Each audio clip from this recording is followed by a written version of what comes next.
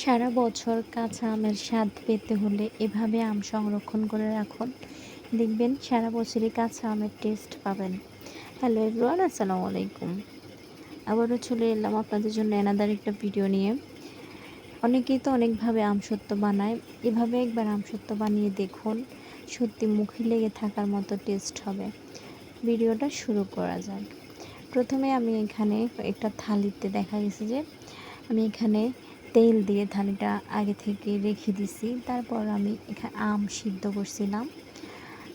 কাঁচা আম ভালো করে চামড়াটা ফেলে দিয়ে আমি আম সিদ্ধ করেছিলাম। সিদ্ধ করার পর আমগুলা একটা চালনিতে চেলে তারপর দিয়ে দিলাম ফ্রাই প্যানে দেওয়ার পর দিয়ে দিলাম চিনিগুলা এখানে আস্তে আস্তে চিনির শিরা বের হয়ে আমের সাথে মিক্স হয়ে গেছে। তারপর আমি মিডিয়াম তাপে আমটাকে জাল করেছি। জাল করার পর এমন হয়েছে, অনেকটা স্টিকি হয়ে আসছে। ওই পর্যায়ে আমি আমগুলাকে চুলা থেকে নামিয়ে ওই যে তেল মাখানো ডিশ, ওইটার ভিতরেই আমি আমটাকে ভালো করে ছড়িয়ে দিচ্ছিলাম। ব্যাস, ওই ডিশটাকে এখন আপনারা চাইলে চুলার নিচে রেখেও শুকাতে পারেন, আর চাইলে রোদ্রে দিতে পারেন।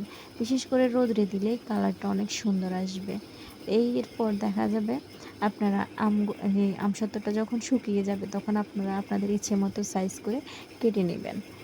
খুব সহজেই আমি আসলে আমসত্ত্বটা তৈরি করে নিচ্ছি। আপনারা চাইলে এভাবে ট্রাই করতে পারেন। ধন্যবাদ সবাইকে ভিডিওটা দেখার জন্য।